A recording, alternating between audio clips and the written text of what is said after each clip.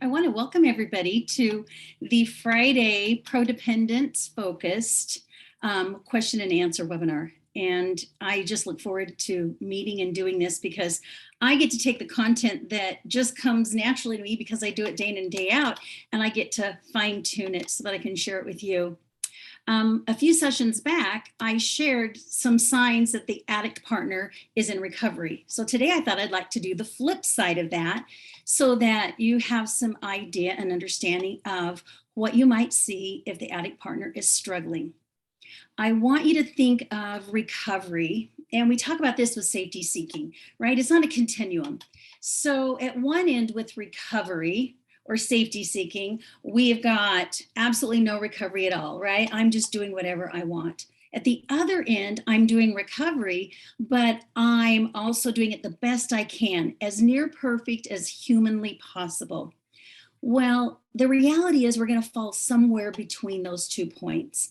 And I don't want anybody, when you hear these 7 signs, just go into a panic. I want you to consider that, where do I fall in that continuum? Where does my addict partner fall in that continuum?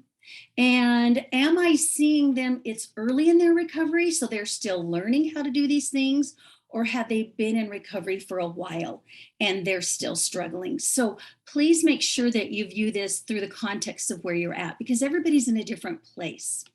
So we're going to talk about not only 7 signs that your partner is struggling with recovery, but I'm also going to help the betrayed partners, give them some tools to use so that you can figure out how to approach your addict partner and what to do. So the first sign that I want to talk about is that the addict partner is not being completely honest, open, and transparent. And again, this is one of those things that the addict partner works on in recovery. So you should see this improving and getting better. So some signs that they're struggling, it might be that when you ask a question, the addict partner is very vague in how they respond to you. You might even feel like you're having to pull the answers out of them or ask 100 questions to finally get the information that you need. So if you're an addict partner listening to this, my recommendation to you is when your betrayed partner asks the question, just give them an honest, straightforward answer. It is the best way to maintain connection between the two of you. I know that sometimes the betrayed partner will have questions around disclosure. They want full information. So my recommendation is get that formal disclosure, plan it out, know when you're going to do it, and if possible, kind of hold some of those really difficult questions until you get to the formal disclosure. The second thing, like I said, is maybe the body language won't sync up with what they're saying. So this is where the intuition comes in for the betrayed partner. It's just something seems off. The way they looked when they said it, I just noticed that it just didn't feel right to me. So we need to also listen to our intuition. Sometimes you'll see that the addict partner will turn the tables and get really defensive, or they'll shift the blame onto you because they're not willing to kind of tell you where they're at or what's really going on. You might notice that information that's shared is inconsistent. So what they told you last week and what they're telling you today, it's completely opposite. So it creates a lot of confusion.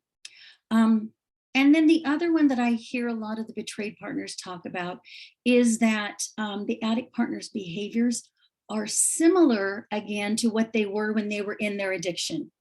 They've seen their addict partner improve, and now they're seeing them become very closed off again, and they're not as transparent as they once were. So that's one sign. The second sign we're going to talk about is overconfidence in recovery. I have had betrayed partners come in and say, my husband says that he is the best in his group at recovery and that he is so good and he has done all of his workbooks and he's only 2 months into the recovery program. And he's wondering why I'm not as far along as he is. Well, that overconfidence really sets you up for a possible relapse down the road, because when you hear the addict partner saying, oh, I'll never go back into my addiction again, or, oh, I now know, that I don't want to do that. So, I will never, ever be that person again. Well, the fact of the matter is that once we have an addiction or in recovery, we're always in recovery. Someone asked me the other day as a side note, what's the difference between, do we say that you're recovered or you're in recovery? And I said, or recovering. And I said, you're recovering, because it's a constant, lifelong set of behaviors, skills, and tools that you're going to do to remain right in that place where you're no longer being controlled by your addiction. When you see the betrayed partner having a lot of confidence in their recovery too much, they sometimes fail to understand that they are setting themselves up.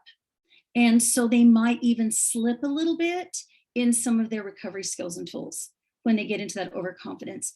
So some of the words you might hear are, gosh, I think I'm cured. It's not going to happen again. Or I don't think I need to go to support meetings anymore. I think I'm really good. Or, gosh, I've gone so long without acting out. It's got to be behind me. And I've even heard this one of all the guys in my group. I shared this earlier. I'm doing the very best. So if you are an addict partner, be careful of the confidence you have in your recovery. Make sure it's in check and it's very balanced. Sometimes it's even nice to go with some vulnerability to your betrayed partner and ask, how do you feel I'm doing in my recovery? What do you see me doing in my recovery that's helpful for you? And that's one way to kind of check in on your confidence level. Third sign, we see increased or total isolation. So there's a lot of isolating behaviors that can be a part of sex and porn addiction. And what I see is it's very gradual once somebody's been in recovery for a while. One of the things they start to do is they start skipping meetings. So they're no longer going on a regular basis. So they start disconnecting and cutting off their support system. And they may stop going to their therapist. They might feel like, gosh, I've done all the work. Oh, so they may not schedule appointments. They may miss appointments. And so you specifically see them kind of drifting away from the people that are very important to their recovery process. They might even start to become more lazy about those routines and rituals, the things that they need to do to stay in recovery. So they may not be doing their dailies. They may not reach out to their group members when they're struggling. They may stop talking. You're going to see more and more, they want to be alone. They might isolate themselves, even though they're in the room with you, they might be on their computer all the time and on their phone all the time. And so all of those things, it's like they're stepping out of any kind of support that's going to help the addict partner stay in recovery. Okay, next sign, mood swings. So oftentimes the betrayed partner will observe a distinct difference in the addict partner's moods from when they were in their addiction and then they're in recovery. And so when they start to see when their partner seems to be in recovery and they start to slip back in to certain moods, it makes them question and wonder, is that addict partner struggling? So what you might see is the addict partner becoming less tolerant, irritated easily. They may lack patience, not only with the betrayed partner, but it could be children. If you have children, it could be family members, friends, co-workers, group members, becoming more critical. They may become very defensive very easily. And so they're back in their shame, and they may not even recognize they're in their shame. And it becomes a big struggle because they start to, in that case, once they're defensive, they'll shift the blame to the betrayed partner. And like I said, they have really a very difficult time managing and recognizing that they're in their shame and then doing something to get out of it. So those mood swings are something that a lot of my betrayed partners will come in and say, gosh, I'm just noticing that he's really irritable. I hear that one a lot. He's just so irritable with me and the kids. And they begin to question whether or not their partner's in recovery. Sign 5, the addict partner minimizes slips. So slips are defined differently by everybody. And I am going to use the outer circle, middle circle, inner circle concept.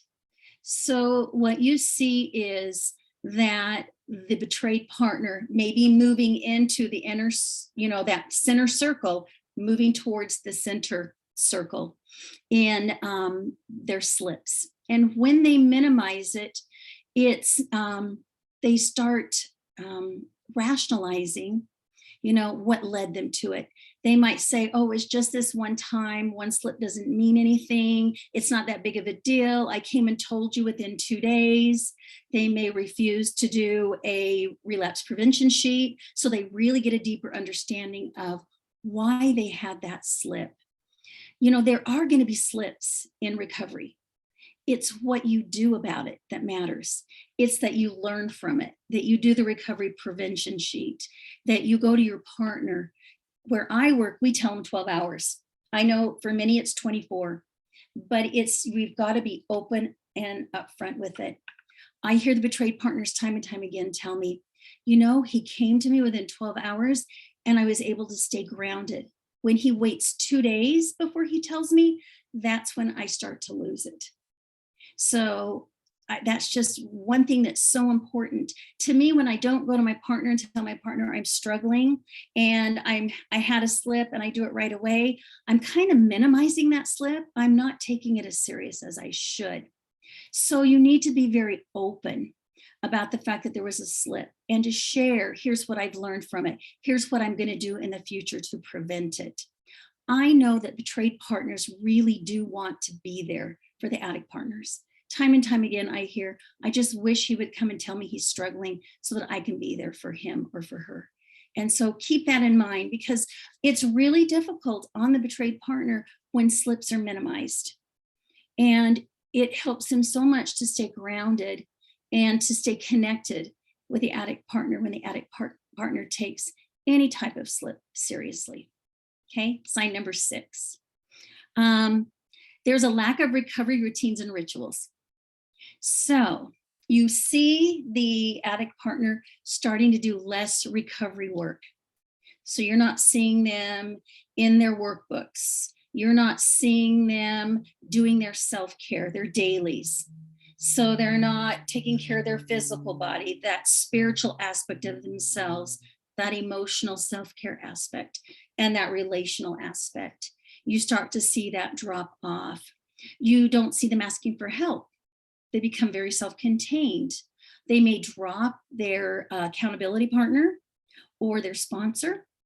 You might see a change in their sleeping habits. And all of that is signs that the betrayed partner is very tuned into. And so it's so important that the addict partner maintains those routines and those rituals in recovery. And even the betrayed partners should have routines and rituals in their recovery, similar to what the addict does, because I find that every time a client is struggling with whether it's the betrayed partner and safety seeking and, trauma responses, I find that it always goes back to those basics and doing the dailies and the self-care and staying in your recovery work. The same is true of the addict partner. Okay. And the last sign, there's a resistance to providing safety for the betrayed partner or a resistance to rebuilding trust.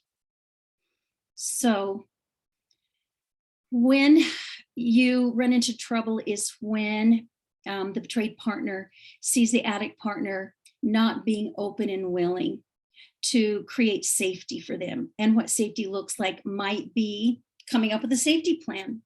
A safety plan might look like, we're going to do a check-in really briefly every night, and one check-in once a week that's more detailed.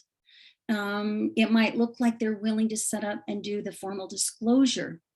It's that when they're getting ready to go on vacation, you can sit down and you can talk about how are we going to handle this, not only for the betrayed partner, but for the addict partner, so that there's safety for both.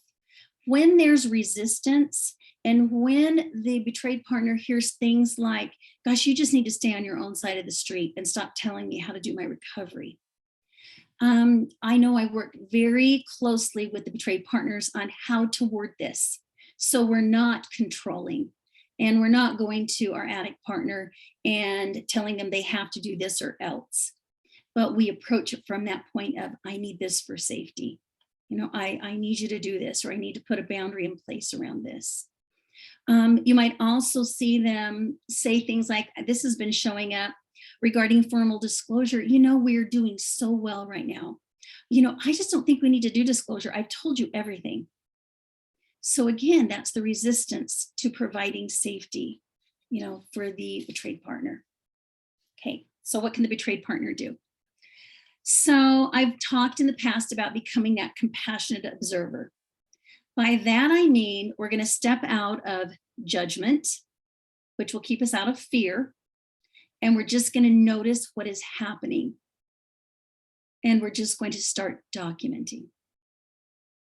And just when it shows up, just go, oh, I see it. There it is again. And then write a note, put it in your journal, put it in your phone. Then you're going to start to notice, are there any repeated patterns? Because remember, we're going to have days where we're not as good at our recovery as we are on other days. So we're looking for the patterns. Do your best to stay out of unhealthy safety seeking, because you're going to want to start looking for evidence that they're not in recovery. And so the way you do that is you turn to your group members, you turn to your healthy human connection, you go into your own recovery skills. Maybe it's mindfulness work. Maybe you need to journal about your fears. Maybe it is that you've got to sit and do some breathing exercises and listen to calming music. Maybe you need to use your first aid kit that you have that helps ground you with your 5 senses. So that's one of the things that you need to do. So again, we're looking for a pattern. Is there a frequency that it's occurring? Is it becoming more intense? Like, is it increasing? So just imagine you're gathering data. That's all you're doing at that point, okay? Idea number 2, you've got to stay grounded in doing your own self-care, because it's really easy to get thrown off when you see your addict partner not doing the work they need to be doing. So be consistent, like I said earlier, with your routines and your rituals. And like I said, when you're ungrounded, use your tools to get out of your hijacked brain. And remember that if your brain is hijacked and you're having a limbic response, you cannot problem solve or deal with things in an effective way. It just isn't going to work. It's going to be ineffective. Okay, number 3. Lots of times what I will do is I have to remind my betrayed partners that we've got to look at the reality here. Let's look at reality.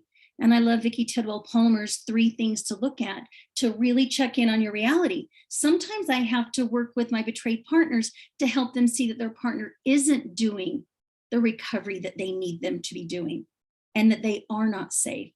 So the 3 things you check on is, number 1, the data. What are you seeing?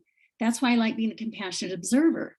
It helps me know, oh, I'm seeing this, this, this, and this. It might be he's scheduling appointments with his therapist, but then the day before he's canceling them. And it might be, I've noticed that ever since he started this group, he comes home every night and he complains about the group, that he doesn't relate to the members, or he doesn't like the group leader. And I'm seeing that on a consistent basis. Okay, so we collect the data. What happened? What did I experience with my 5 senses? Number 2, what do I think about what I experienced? So where does that take me? What do I start to tell myself about that? And what emotions do I feel? So oftentimes a betrayed partner, they will see their addict partner doing some recovery work, and they get almost a false sense of, oh, I'm safe now. And sometimes as the addict partner is slipping, they kind of go into a little bit of a denial because they don't want to see it. And there are times that we have to kind of work on getting to that point where they recognize, you're right.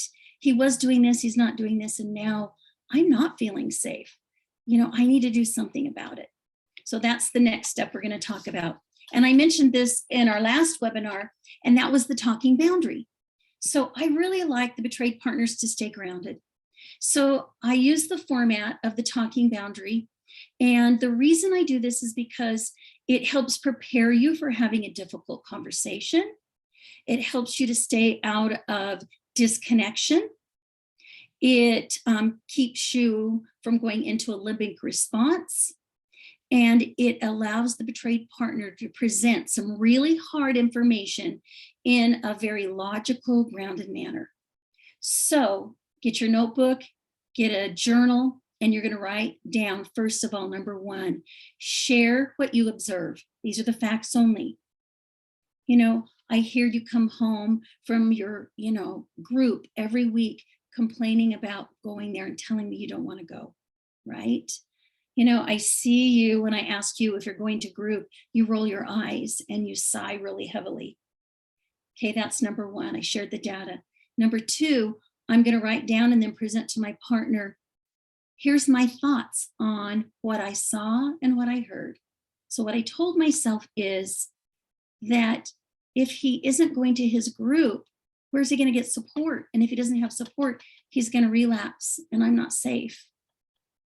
Or what I believe about this is that you're really not in recovery.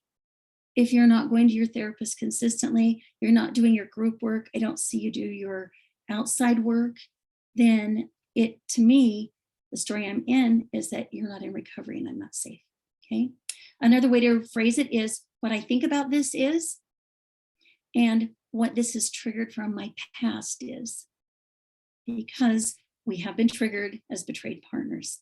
So it's nice to give examples of what this has triggered from my past is what happened in the early days, right, of disclosure and discovery, okay? So that's step number two.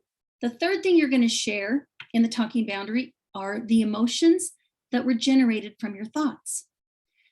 So that makes me feel, or what I'm feeling about that is, when I think about this, I begin to feel unsafe. I begin to go into my fear. I begin to think that the marriage isn't going to work, or whatever that emotion is. And then part four, you need to write down and then share your needs, which are non-negotiable. Remember, a need is something that is necessary for the survival of the relationship. It helps a relationship thrive and survive, okay? The other thing that you're going to also share is any healthy boundaries. And sometimes it may be a vulnerable request. So what's the difference? So what you might say in this part is you might word it like, what I need moving forward. Or it might be, what I need for safety is for you to go to see your therapist at least every 2 weeks now. And as things become more consistent in your behaviors, then I can see us spreading it out. And if you choose not to go to your therapist, then the consequence of that is going to be, I'm going to move away from you because I don't feel safe. And I do want to feel safe with you. So that's typically the consequences when we put a boundary in place. Remember, boundaries are about safety. We've done some boundary webinars in the past. So go back and refresh yourself on how to do a healthy boundary around safety. So what I like to do, and this is idea number 5, is to set up a time to have the difficult conversation. So both of the addict partner and the betrayed partner, they need to be well grounded when you do this. So you need to be in a good place for that. You need to make sure that you're well fed, well rested, so that you both can stay in that part of your brain, the prefrontal cortex, because it's going to be a difficult conversation. And then at the beginning of the conversation, set the intention that this conversation is to assist with feeling safe and secure, so that connection is either reestablished or strengthened. That's really important. I find that when we approach, whether it's the betrayed partner or the addict partner, with the intention of, I really want to connect with you, I want to feel safe with you and secure in this relationship, it makes a huge difference. And then make sure that as you are listening and discussing, that you're using the basic, reflective, active listening skills, which means that there's going to be times where you have to sit and listen and not respond. So with your journal, you're going to write things down that come up that you can come back around and discuss. You're going to ask if you can respond to something and ask if they're willing to hear feedback. And then the first thing you're going to do is you're going to reflect back what you heard your partner say. We want to check in and make sure that we are attuned to what the partner has said to us. We're on the same page. And then we can use our talking boundary to go into whatever it is we need to communicate. So anyway, that's what I have today. Just some ideas on what you might look for. And as a betrayed partner, how can you get regrounded again? As always, great stuff. And as promised, I took notes. So, I was, and so much of this, I know you're hearing it in your work, and I am too. When you use the, I'm doing the best in my group, my first thought was then go to another group. If you think that you're the guru in the group and you're doing the best in the group, you need to go to another group. I told you I was traveling last week. There's a great group, and if anybody's going to be in Ballard, in the Seattle area, I've got a great noon group for you to go to. Email me, but like I found this group when I was there before, and I was like it's a highlight for me to go.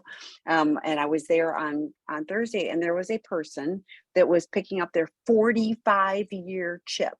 45-year chip. Yeah. So, but there was a person there that was there 5 days, and all of those, there was everything in between. But what I loved was everybody in that group was commenting on how the person with 45 years had impacted them. They weren't just sitting around home resting on their laurels of like, how good am I and everything. They were showing up and continuing to gain information and security. I mean, I do the same thing. It's like, it's important to me, it's my insurance policy that I'm not going to think I got this. The moment I think I got this, when you talked about the people say I'm recovered, like I bristle at that, because like those are, I mean, I know people with long-term, days and, of abstinence, and they, just like you talked about, they stop doing the things that work for them. And then they go back out, they throw it all away. And then they're kind of going, well, how did that happen? It's because we quit doing the things that work. Interestingly, I was just having this conversation with someone who's a CSAT and today, and he was like, how many meetings do you go to? And it's like, we were comparing, we both have longer term recovery. And it's one of those things where it's important for us, and it's consistency, like, and when things are struggling, like I need to go to more. It's, and I know I go like, I just need to go to another meeting, and I make that a priority. I do my meditation, I do my dailies like you're talking about, but I don't want to forget. And I know that, addiction is a lifelong chronic condition. And, like diabetes, I share this all the time too. It's like diabetes. I can eat right, I can exercise, I can take care of myself, and then I won't struggle with the negative consequences of diabetes. If I do what I need to do on a daily basis for my recovery, I minimally struggle most of the time, with my addiction. When I'm too tired, too hungry, too angry, when I'm not taking care of myself, then I'm going to start feeling those little pieces of it. And I like to be in serenity. I like to have my life going mostly right, despite life consequences, I can still do the next right thing. So doing this, so the signs that you're talking about, like I can absolutely, attest that, I've witnessed all of these, for people that have chosen, in my opinion, poorly, because they've chosen the easier, softer way. Now for me is just keep doing what I'm doing. I don't want to start all over. I really appreciated too, when you were talking about like minimizing slips. I've had so many people that, because I'll say, did you share with your partner? Well, no, they found out. I said, then it's not a slip, it's a relapse. A slip is you are coming to that person. I think 12 hours is plenty of time, because otherwise, the addict's doing the mental gymnastics and the partner's not in the know. So yeah, the shorter the period of time, the better, but it's not a slip. You can't minimize it by calling it a slip. If you had discovery because your partner found out you weren't truthful, that's a relapse. When you were talking about the resistance, Oh, I know, is the formal therapeutic disclosure. I've told you everything. I don't know one addict who has actually really done that when they say, "Oh, you know everything," you know? And so and and sometimes they really think they have, you know, so sometimes it's just because they haven't gone through the process with a qualified professional to set things up. They've forgotten something that might be really important, or they didn't understand that that should be included. So I don't know anybody who's actually really, you know, known everything. I always go, yeah, you don't, you know the things that you need to know and that they've shared, but just doing the process is affirming to the relationship and stepping into the space, you know, to build that. I hear often too from betrayed partners. He says I'm using he and she for he for an addict, she for the part. It can be anyway, but just for clarification, you know, he says that I'm controlling him if I'm asking him about his recovery. I'm like, you know, you want a good relationship, you know, like, you know, I think we should all strive to have the best. We all deserve to have the best possible relationship we can. You know, it isn't controlling. Why aren't you being transparent and sharing rather than having the partner have to ask? You know, I mean that, you know, so lots of great stuff. And, you know, and I do really believe that despite what an addict is doing, a partner can find grounding, they can find support. You know, it will always, you know, be a little bit of a, you know, I paddleboard. So I was doing it this morning before work, and, you know, but you like, you get, I wave and you kind of go, okay, but you don't have to get tipped off the paddleboard, you know, by somebody else's behavior if you're grounded and, you know, if you're taking care of yourself. You know, you're gonna go, that was not fun. But you can, you know, you can survive it. You've got support resources to lean into. So the more someone's doing, you know, what they need to do to take care of themselves, the less it's going to rock their world, you know. I mean, I hate that addiction, you know, like an addict, it's a lifelong journey, but I hate that a partner ends up having too often to focus on the addict and the addiction. It's like, you know, there should be life, there should be joy, there should be happiness. And I think the tools that you're talking about help, you know, people, you know, find that space. So I'm really grateful for all that. So always lots of notes and good stuff. So appreciate it. Okay, you've got some questions here. And if you've got questions, for those of you joining, thank you for joining. Throw them in the Q&A. And so this is from a male. I'm the sex addict in recovery, 8 months. Yay. I feel so bad about how I've hurt my wife, and I try to show her empathy for that. But she does not feel any empathy or compassion coming from me. How can I show her that I do have empathy for her? That's a great question. I get that a lot. It's like, Really good question. yeah. And I'm telling you, we could go on and on about empathy for a really long time. But I'm going to kind of give you some of the thoughts that are just coming off the top of my head. First of all, the fact that you want to have empathy is a huge step, because usually there is a little bit of resistance when the addict partner, especially when they're still in their shame, because shame and empathy cannot coexist. And so empathy is about really stepping into a space with your partner where you're trying to either walk in her shoes for the moment or look through life through her lenses and what she may be experiencing. And then we try to go to that feeling or emotion. And I want to really validate the fact that you have been so hurt. And I would love to hear, right, about that hurt, or what caused that hurt, or what makes you feel unsafe.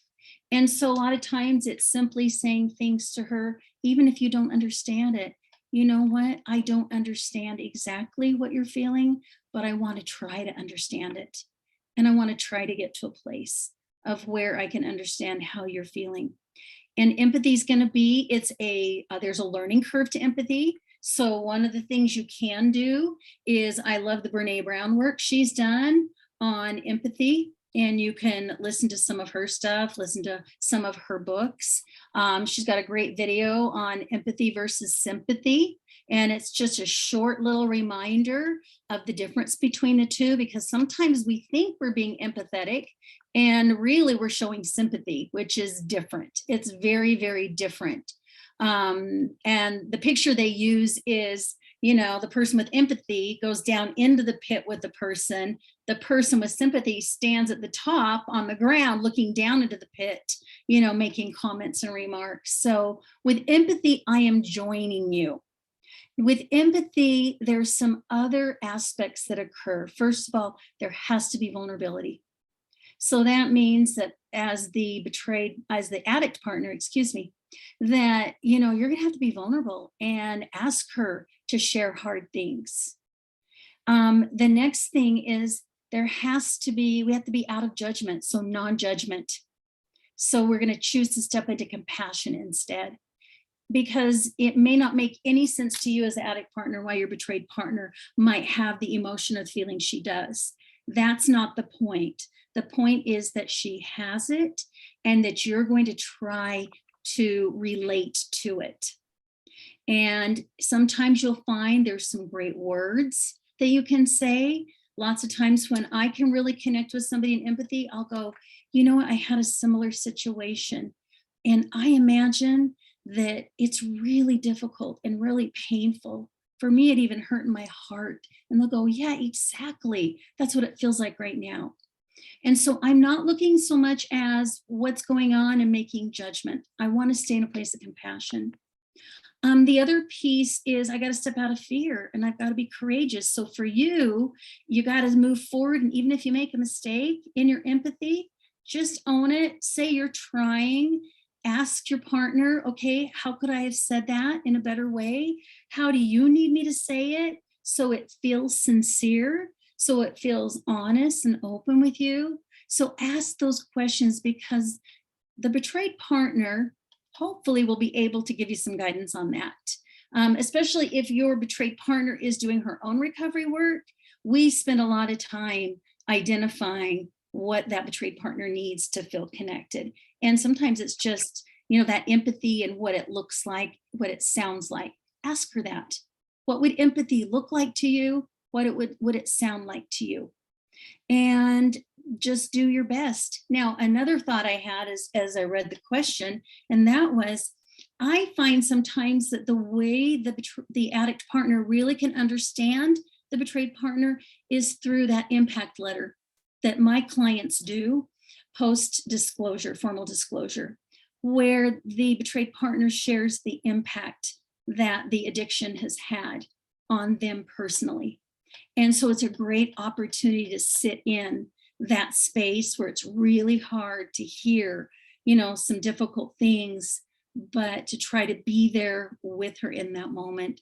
So 8 months in recovery, you're still fairly new, believe it or not. It might feel like a long time.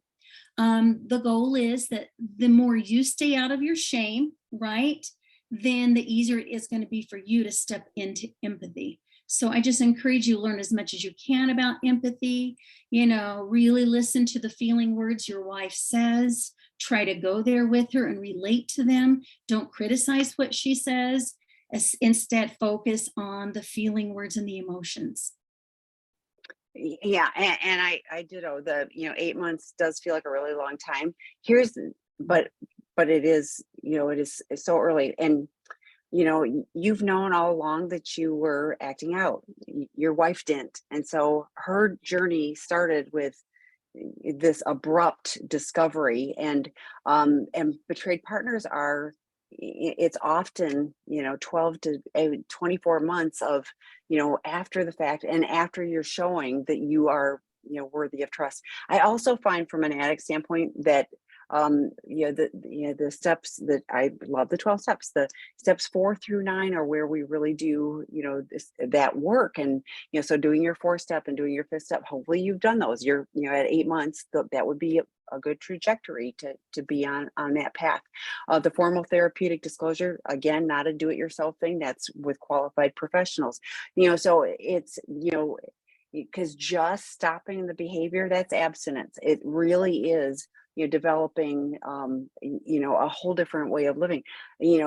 I find that addicts, we learn how to practice empathy in our peer groups, because we start to, like, it's a safer place than with the highly vulnerable relationship that a significant other is. And so we can practice in a less threatening environment, so to speak, and learn and make those mistakes, and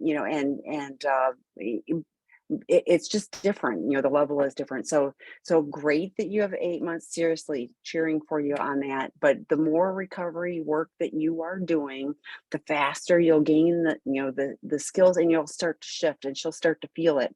But she gets to be behind, because she didn't know, and you saying I'm trustworthy now is like Debbie shared a little bit ago. No, it really is how your actions are showing up. But trust us, that the two of you can get there. This is the lifelong journey. And if you're both doing the work and getting support, it really is such a different and good way of living. So. Yeah, let me add just a little bit to that. What my observation is, at least in the program we run, I see that really gets strong. The empathy starts to kick in about year number 2 in the recovery. It really does. And so I love what you said. You do learn it, practice it in that group setting. So get into a recovery group. That's another way. And also, I know it's interesting, because my betray partners will come in and say, well, I can tell they're working on empathy now, because he's got this one line he's using again and again and again and again. And so recognize that, that, even if it is, that must be very difficult for you, if she needs more, ask her what else she needs, but at least try something. Yeah, I'm sorry that my behavior, has hurt you so badly. I'm working today to do things differently. I can't promise you, but for today, I'm doing the things that I can, because I don't want to do that to you again, or to myself. I mean, and it can sound really scripted, and it is really scripted, because they didn't have that language. So they got to start somewhere, and eventually, it's less scripted, but you guys navigate what it is that actually works. I've said, you can ask if she wants physical contact, if she needs physical distancing. I mean, like, ask the questions. Just say, I don't know. I want to learn. So what helps? What is like an absolute no? Please tell me. That can be helpful too. But I'm glad you're here asking the questions. Okay. How do you stay grounded and out of fear when your addict partner is not in sobriety and did not follow your safety boundaries, and you have distanced yourself already in other part of the house, unable to move out of the house at this time as injured with disabilities? How can you stay in compassion and out of resentment also towards the addict that doesn't have any sobriety and has never gotten sobriety? Oh, that's a tough situation. So that is a tough situation. My first thought on that is, I hope you have additional support. Get in your own recovery group, so that you're working in a Prodependence, focused recovery group for betrayal trauma, sex and relationship healing. They've got so many groups. They've got drop-in groups. They've got webinars every day. I encourage you, just, really immerse yourself with that, but find a group of other people who have experienced betrayal like this, where you can develop your own community, because doing it alone is going to be very, very, very difficult. Now, what I'm understanding, good, you're in a Prodependence group already. Yay. And just make sure that you've really got that support, because it's going to be hard. Oftentimes we have women come through the program alone, because their partner's choosing not to be in recovery. And it is a struggle. And so one of the things that I share with them is that your challenge is going to be to stop focusing on the addict partner and their lack of sobriety. Now recovery is about you. And so we're going to start working on helping you get strong. And you may not be able to heal with the addict partner like you would hope. But for you, I've got to create some safety somewhere. It's not at my house. So I encourage you. Hopefully there are some groups you can go to where you step out of the house. I know it might be difficult at this time because you've got injuries, but find that space where you've got safe people to go to. It's hard too when you don't have somebody who's honoring boundaries.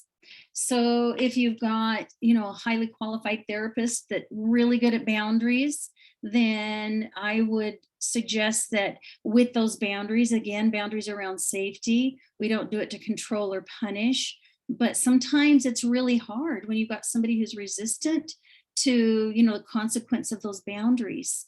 So it might just be that you just keep trying with the boundaries, and maybe you start with just one that you're really good with. So it might be that let's go back to what I talked about today, and let's say you've got somebody that's got a lot of mood swings, and you've set boundaries that, they're not supposed to have mood swings of some kind. And for you, it might be that I'm willing to talk to you as long as you're grounded and we can have a reasonable, discussion. But the minute that, you go into being defensive or you get angry, then I'm going to step out of the conversation and I'm going to go create safety for myself.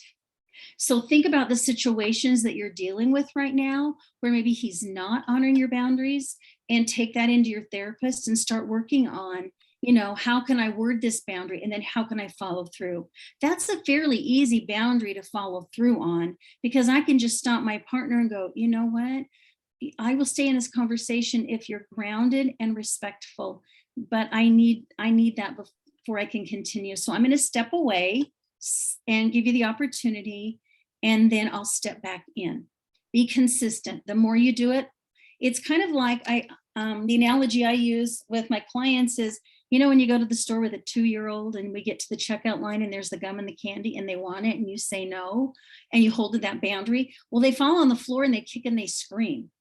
And sometimes, mom's got to hold to that. And sometimes they're going to do that several times, but eventually they'll stop falling to the ground, kicking and screaming.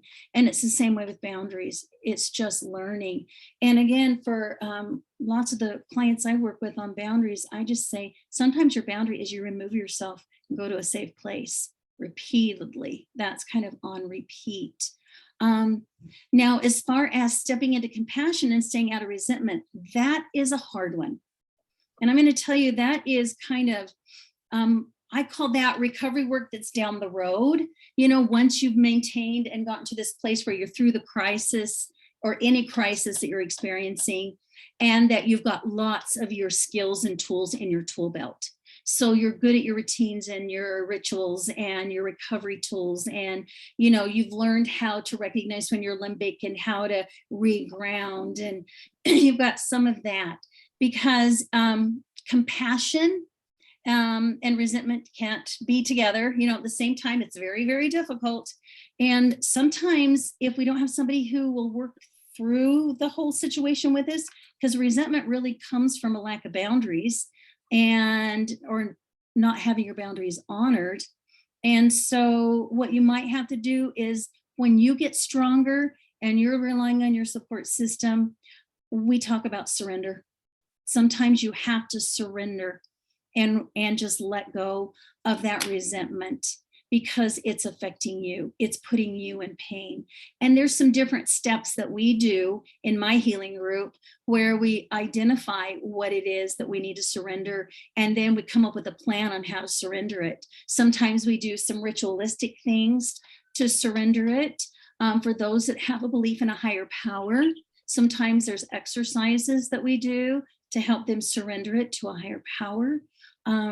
And sometimes even journaling, something as simple as journaling, can help get that resentment out of your body and onto paper. I think there can be moments of compassion, and hopefully as you heal, you can step in that place, not only for the addict partner, but for yourself, because you're in a difficult situation. And it sounds like you're a bit isolated as well. So again, maybe for you, the compassion and resentment, kind of put it on the back burner if you need to. Focus more on creating that safety for yourself, doing your routines and your rituals, right?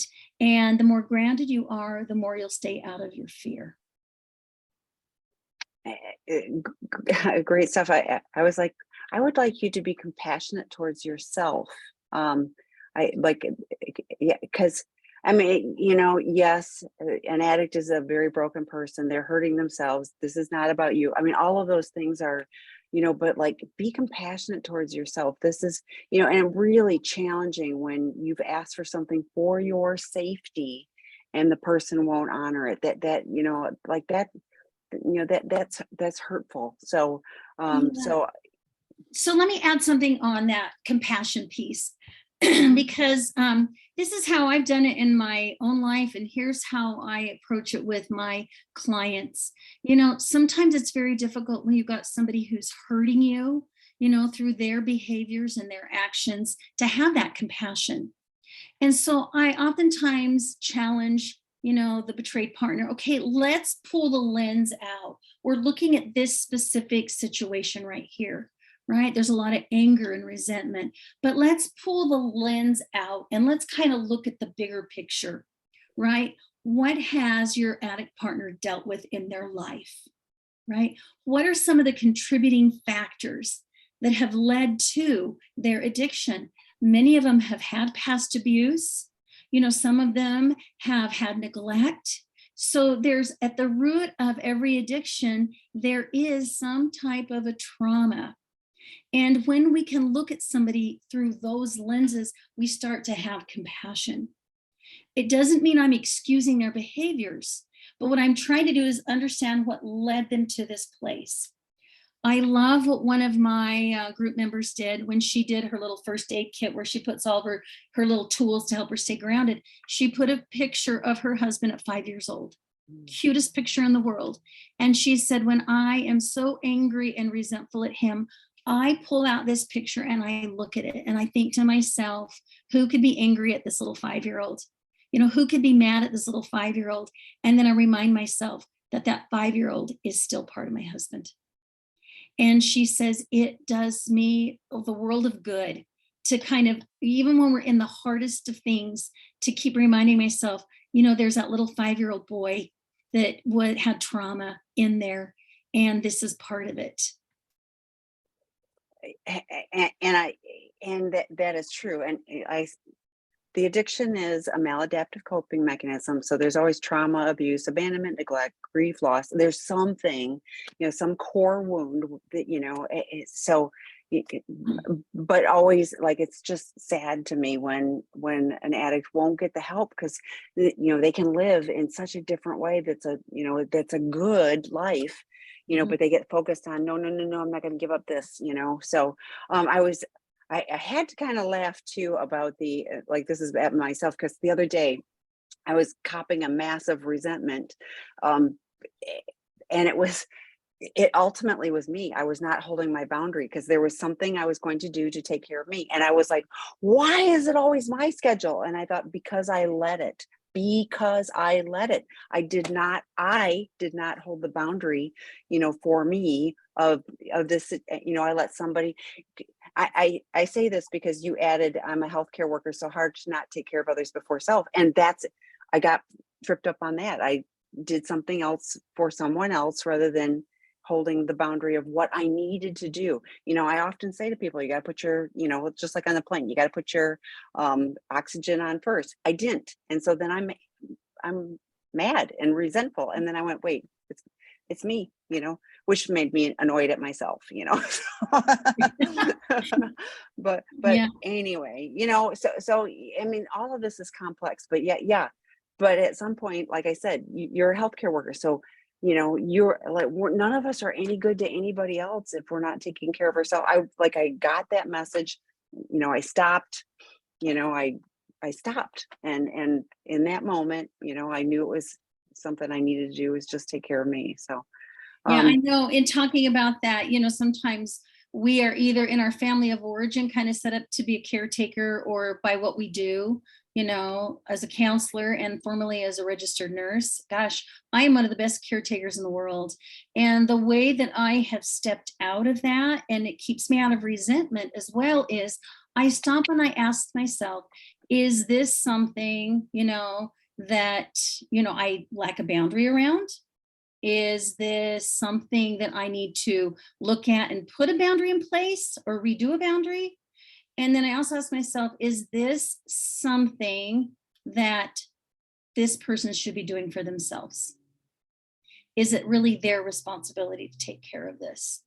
And if it is, what I like to do is I like to just encourage them. and say, you know what, that sounds really difficult. What are you going to do about it? Or what are your thoughts on that? You know, are you going to reach out to somebody in your group for some support?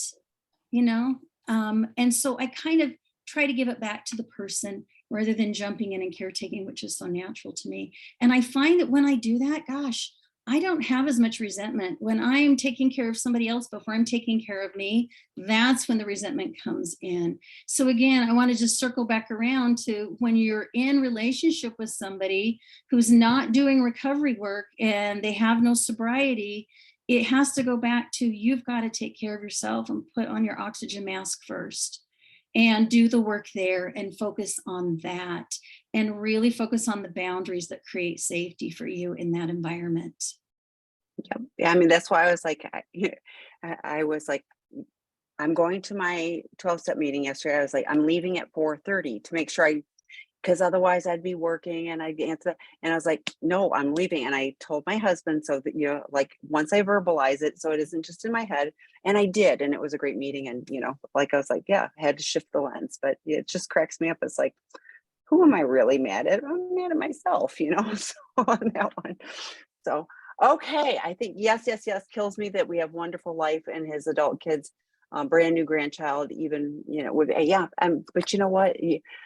I'm really clear. I have control over my actions and my reactions. That's it. I've got no control over anybody else. I talk to hundreds of people a week, and some of them will get on the, like the person that shared their 8 months in, yay, but not everybody's going to choose this path, and it's tragic, but we've got no control over it. That starfish story, where you can only save so many. It's like the ones that want help, man, there's so much help. We're here, but not everybody does. And but we're here for you guys. Thank you for sharing. Yes. So yeah, thank you, ladies. It's been helpful. I'll get back on my path and track. There you go. So we're all on our own track. It's just sometimes we're looking at the next lane over, so It's true. And we often need to remind ourselves that along that path, we're going to make mistakes, right? And the addict partner is going to make mistakes. And I don't know about everybody who's listening, but I learn from my mistakes if I take the opportunity to. And that's one of the things that I've learned in my own recovery. And that is when something bad comes along, and I make a mistake and I handle it poorly, I like to step back and go, okay, how can I do it healthier, in a more healthy way? Or how can I do it differently so I can have a positive outcome? How can I change my thinking on this? And I'm finding that if I do that, it makes a big difference, because then I don't repeat it as well. Yes. And most of my life I live in serenity. I mean, like life stuff is happening and there could be chaos, but I'm not, off that beam. So as soon as I'm wiggling off of that, I go, you need to do something for you, because this isn't gonna produce the results you want. So thank you for this group. Always valuable to me and takeaway. Yes, I share these honestly. I can't tell you how many times I've pointed towards Debbie's material. So I posted in the chat. There's lots of the drop-in groups for addicts, for betrayed partners. We've got work groups on the betrayed partner Prodependent lens will start again in October. Angela Spearman does a great job with those. So we've got lots of resources, a sex addiction 101, porn addiction 101, but even out of the doghouse for men who've been caught cheating. There's great resources, inner child, why men struggle to love. I mean, we've got so much stuff, attachment wounds, like all of this stuff that we're talking about, attachment wounds, so check all of those out. As always, if I can be of help, Tammy, TAMI at seekingintegrity.com. And I will be happy to help you. Sometimes there'll be a little delay, but I'll do my best. Also, if anybody's got any particular topic they'd like to know more about, please email Tammy. You're welcome to email me, because I really do want to meet the needs of the group. So you're doing a great job. I want to affirm that. So I really appreciate, I love doing these with you. So I'm always grateful. So, all right. Thanks for joining us on a Friday afternoon. Bye, everybody.